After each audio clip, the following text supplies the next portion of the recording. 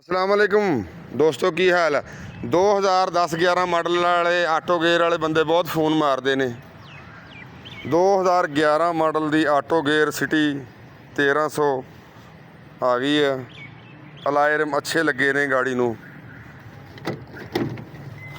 सीलां सपाटा ठीक ने, डैशबोर्ड खूबसूरत, एंड्राइड पैनल लगा होया।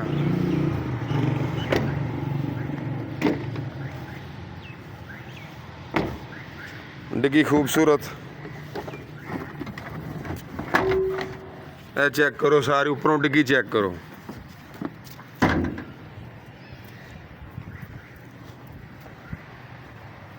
सेंटर लैगिंग वगैरह लगी हुई है।